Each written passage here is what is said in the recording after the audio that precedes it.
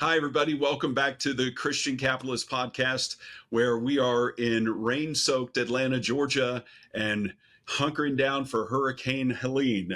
So glad to be joined this morning by my friend Hilary Bell, who's going to be on the podcast with us today, and our guest to talk about hard work and generous giving to the poor and needy in the name of Jesus Christ. Welcome, Hilary. Thank you. Great Thank to you. be here. And we're so glad to have you. Y'all, we have done our best to get the sound and light quality up to par, given that we are very much in the path of the storm, and hope whenever you're getting a chance to watch this, that y'all remain safe, especially if you're in the path today going from Florida through Georgia and north. But we have more big picture issues to discuss today. And so I've asked Hilary to come join us. Hilary's my friend for many years. We met originally at the gym at Peachtree Presbyterian Church in Atlanta, Georgia. And if I recall, on a regular basis, we would leave the gym at 7 a.m. Yes. So we'd go home and wake up our separate children to get them off to Opened school. at 6 and we were there ready to go. Getting the grind in. As you can tell, the results are long lasting for Hilary. For me, this is just a body built by Mexican food and brownies. But I'm so glad you're here to join us. Thank you today. Thank you. Thanks for inviting me. Hilary, let's start off with telling everybody what you do for a living.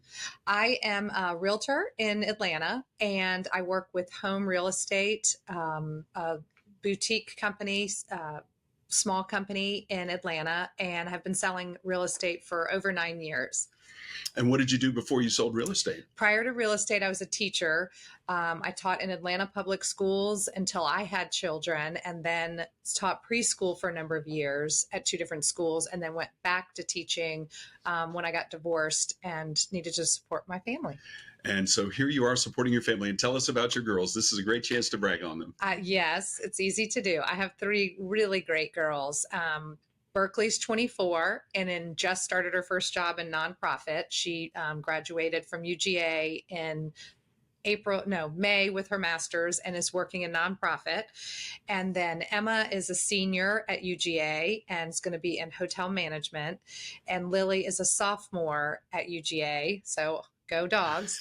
And she is trying to do something in the film or writing industry. That's awesome. And by the way, we should tell y'all this is being recorded on September 26th, I think is today's date. And we are a house divided, Hilary and me, with 2 students at the University of Georgia and 2 students at the University of Alabama who are going to play this weekend in Tuscaloosa. It's a big rivalry. Big game. That's right. So with Alabama, Georgia coming up, we've got a great weekend to look forward to. But tell us a little bit about your life as a working mom, both as a teacher and a real estate agent with 3 girls at home. What was your work like, and how did you approach your work ethic? Well, I absolutely loved teaching. Raising 3 daughters as a single parent, I felt pulled in a lot of directions. And that made it difficult. It made it difficult to give my time. It made it difficult. I felt like I just wasn't giving anyone all of me. So it was a really great career move. I do miss the kids. And there's such fun in teaching. When I have a new home buyer, it's kind of going back into that teaching field. Oh, yeah. And it's a happy.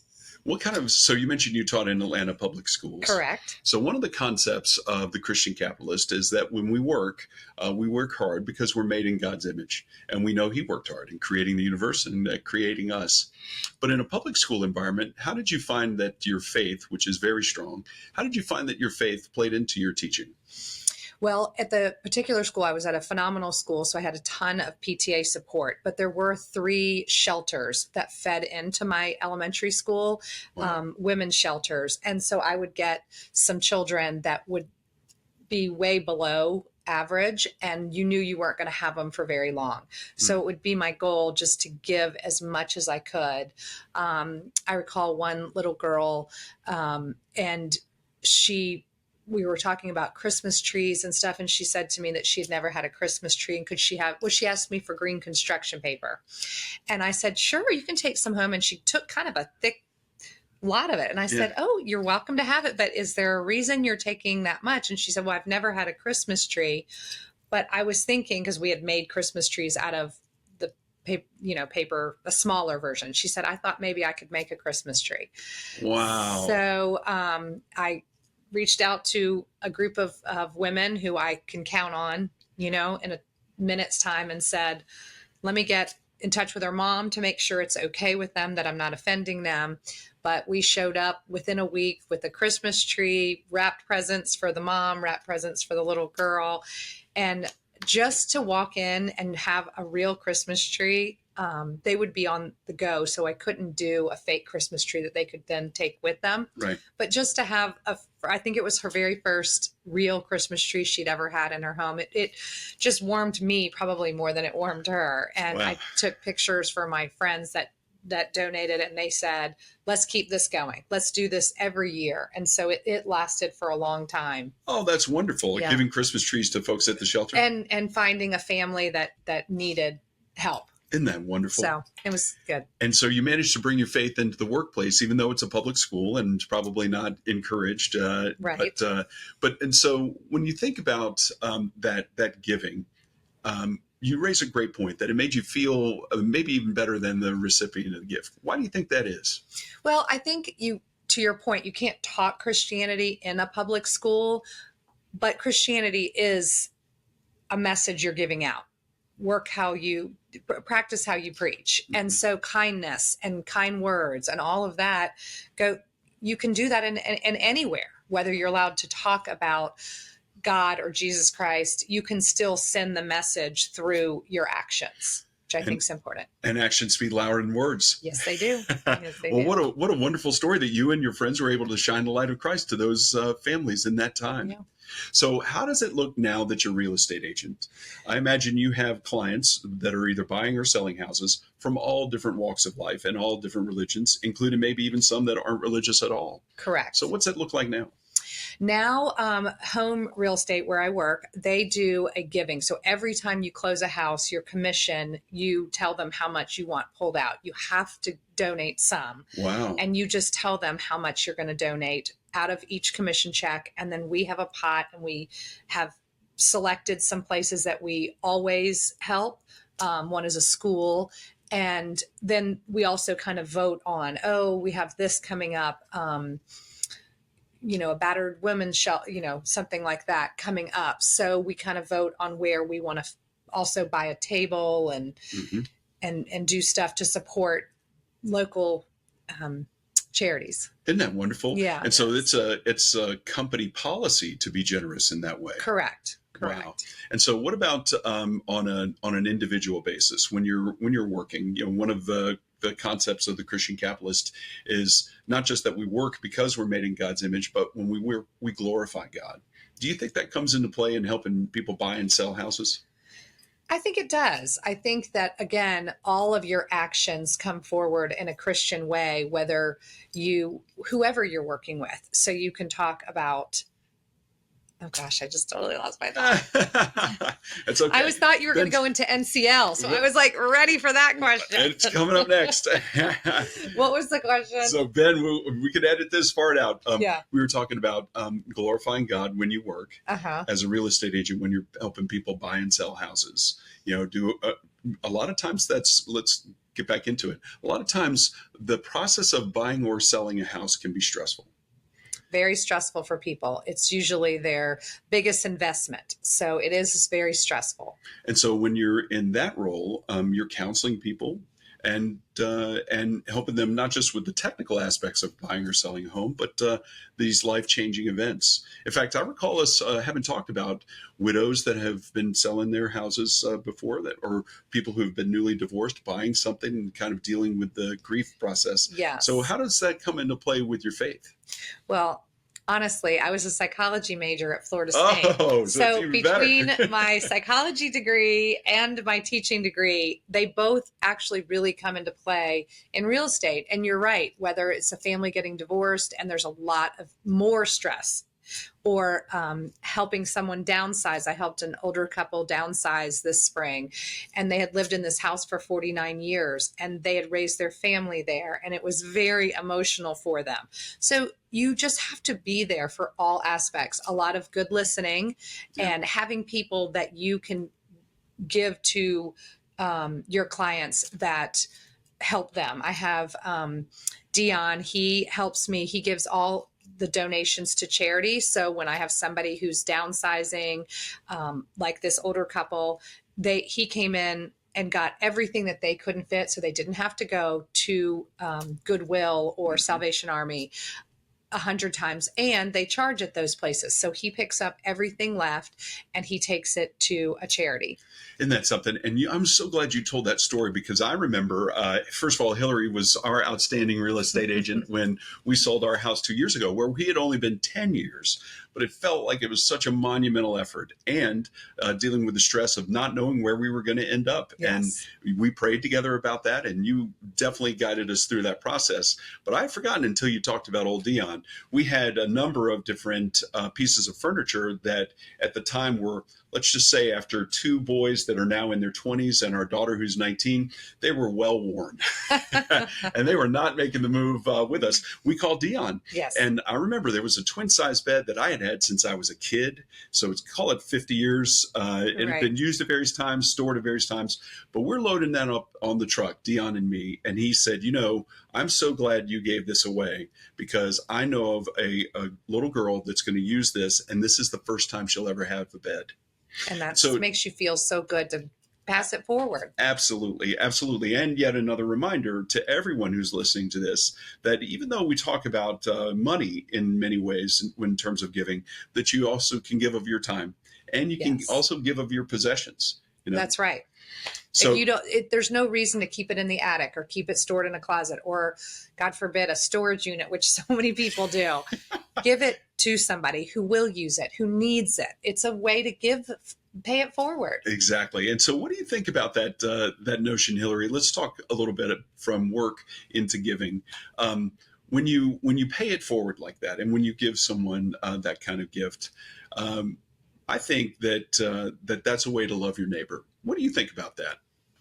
I totally agree. There's different ways to give, and everyone can give, whether it's your time. Maybe you have the time and not the financial backing. When I was teaching, finances were tight. And so I needed to keep those in-house more than I could afford to give away. I was living paycheck to paycheck, raising these three girls. And so I gave my time more than I could give my finances.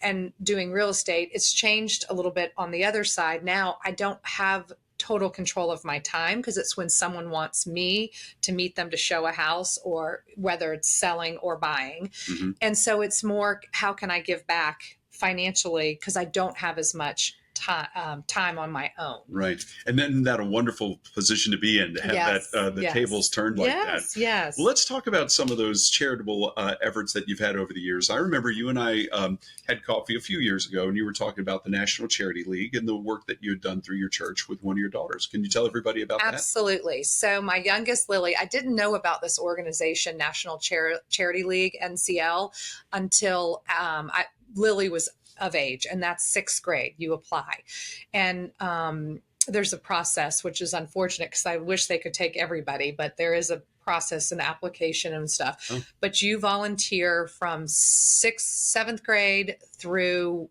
senior year of high school, and it's a mother-daughter organization that you volunteer with, and you have to do so many hours, meetings, this, that. There's a lot of different criteria, but the biggest part is giving. So you donate money as one piece of it, and then there's all these hourly organizations. And they asked me, my first year, they asked Lily and I to head up the City of Refuge reading corner, because they knew I was a former teacher. So it's this City of Refuge. If you've never looked into it, read about it. It's phenomenal. It's all for women and their children, and they come in and they train you and get you job ready and get clothes, suits, everything like that. They have since added a whole women's trafficking, kids trafficking, sex trafficking section of it. This facility is phenomenal. It's really a very safe, great place. But these mothers are exhausted going to classes and learning stuff and taking care of kids and stuff. So we would go in on the weekends and do a reading corner where we would read books with these kids, read to them, let them read to us, maybe play. They didn't want to sit still. I mean, it wasn't a school day, so they wanted to play games and all of that, and we'd bring a snack and stuff. So it was a really endearing time. Again, having my teaching background really was fun. But Lily and I loved doing that. Another one we volunteered quite frequently for was Meals on Wheels. And you would pick up the meals, you'd have everything ready to go for you, and you would deliver them to senior, elderly people who can't maybe get out to go to the grocery store or get up to cook and stuff. Mm-hmm. And my youngest is really, really great with older people. So all you're kind of required to do is drop the meal off to help these people. But we would always say, if you're in the mood to talk, we'll talk. And they would love it. They would invite us in and just, hug us when we were leaving. And it just made you realize for elderly people how much they crave social interaction. You're never too old to want a hug or a kind word or something. So it's not just the little ones or the grown-ups. I mean, it goes way up to senior citizens. Hilary, that's such a great point. Let me ask you a question, because in the book we talk about what it means to be rich, and specifically what Paul told everybody, that ultimately being rich doesn't have anything to do with the amount in your bank account. It has to do with a strong relationship with God through Jesus.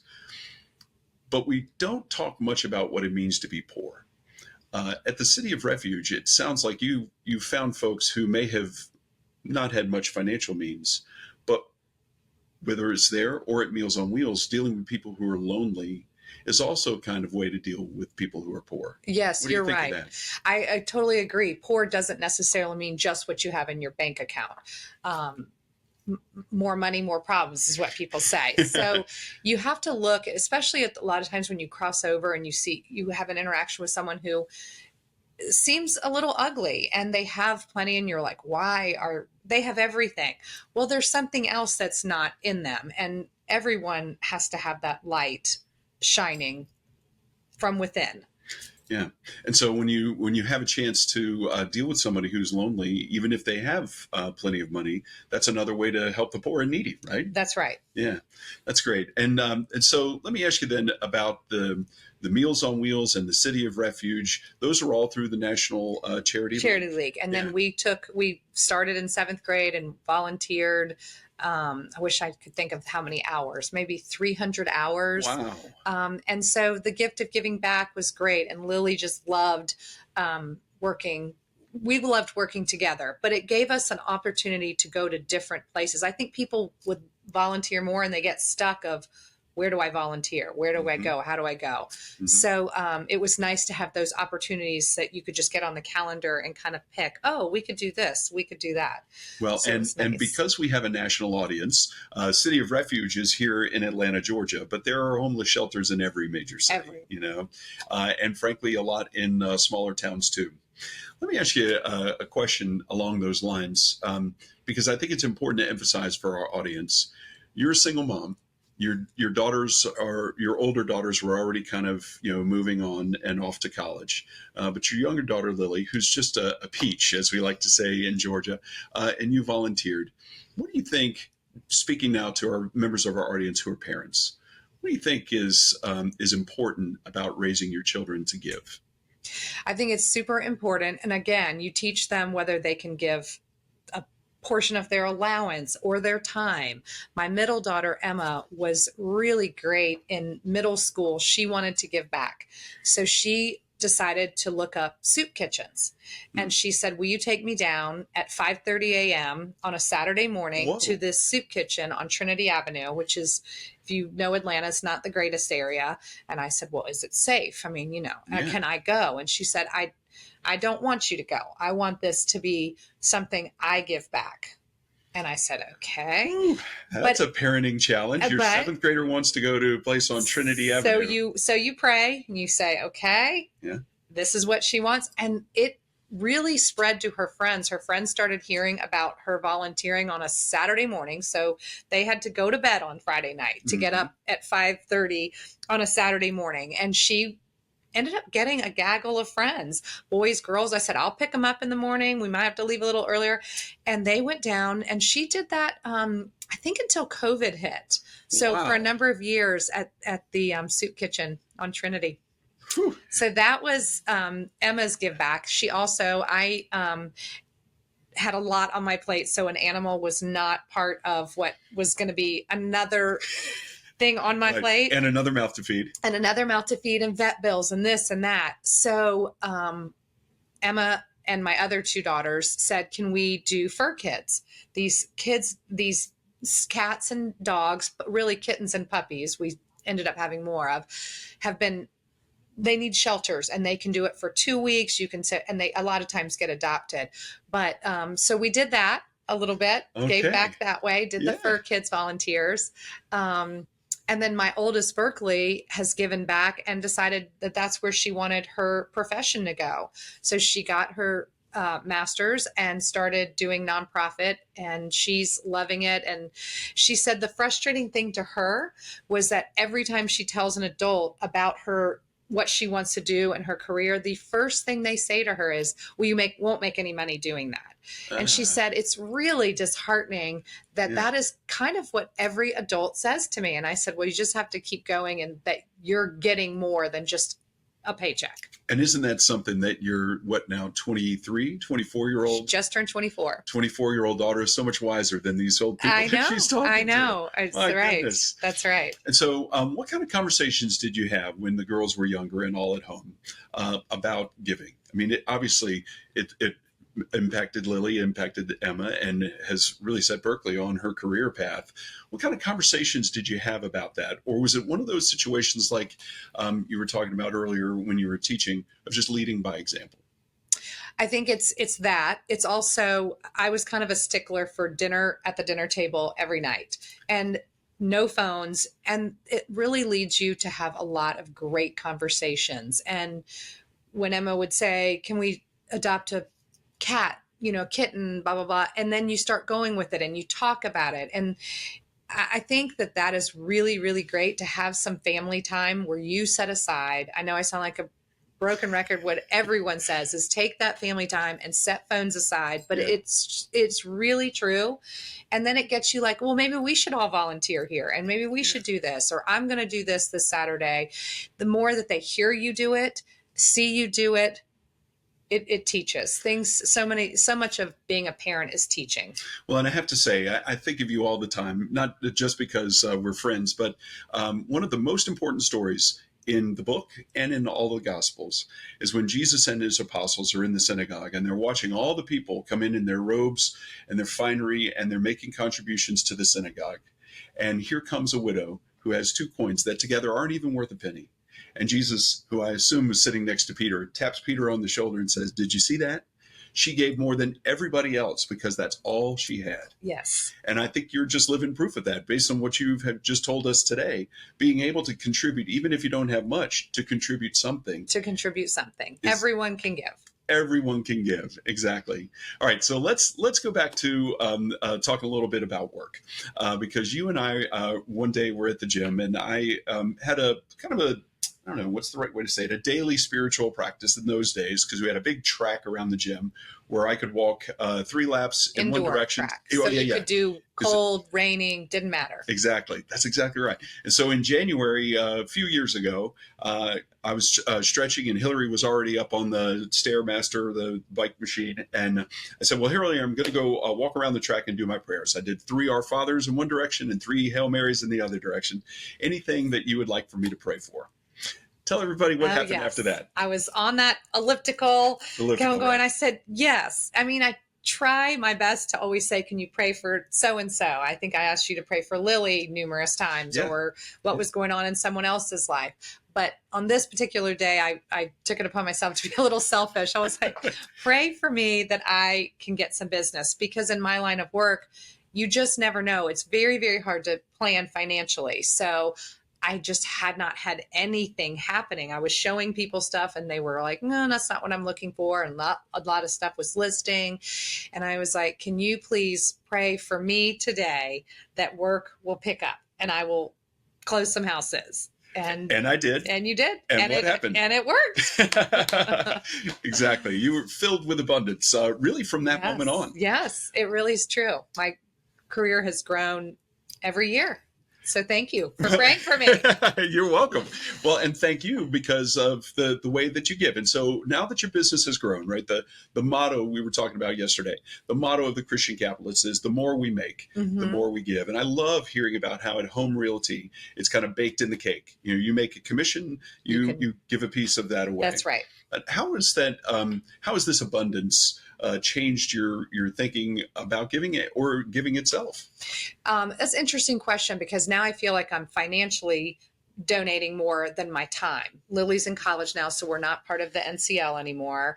And so I've just been thinking, okay, it's great that I'm giving money now, but I get something out of doing, giving back my time. And I really have to try to figure something in. And so I've been thinking about it. And I'm like, it makes the most sense for me to do education and trying to find a school near me that I can get to and help some maybe underprivileged children who come in, whether they're from a shelter or, something like that, that I can give back. That's wonderful, because I think there is some joy in giving. In fact, I think there's a lot of joy in giving. We 100%. And as animals, we're our dog Cowboy is over here asleep off camera and taking a nice nap. But what makes us different from dogs and cats, like you were talking about earlier, is these emotions, including love, and the joy of giving comes from loving your neighbor. So, what do you think? First of all, I love the fact that you're interested in going to teach again and do that in a way that is going to connect you to other folks. But what do you think is the nature of that? That the joy of giving is such a real experience. In your experience, that Christmas tree example was a real one. I think when you give and you hug somebody or see a smile on their face, it's one of those commercial things. It's priceless. It is priceless to find joy, and it gives you such joy. And if more people could just stop and do that, they would be so much more fulfilled within. And I think when you see how happy it makes you to make somebody else happy, you want to continue doing it. So the more you do it, the more you want to do it. I love it. And the more you make, the more you give. That's right. All right. So, Hilary, as we conclude our interview today, let me first ask you to tell everybody how they can get in touch with you if they're selling a house in the metro Atlanta area or interested in buying one. Or in Florida. I have my Florida license. Yeah, that's right. That's right. Please let us know how to get in touch with you. So you can get in touch with me. My email is Hilary@homegeorgia, and I only have one L, HILARY @homegeorgia.com. My phone number is 404-754-5149, or you can get onto the home website, Home Real Estate, and you'll see my picture. You can click on it and there'll be a link to get in touch with me. And one of the best real estate agents in either of those states. I love it. All right. So last thing then, our big picture question for the day is, what does it mean to you to be a Christian capitalist? To give. It means to give in any way you can give. And I really think when you give, you get more back. And that's what being a Christian capitalist is to me. Awesome. Hilary, thank you so much for joining us today. We sure appreciate it, and look forward to seeing you again soon. Y'all have a great day.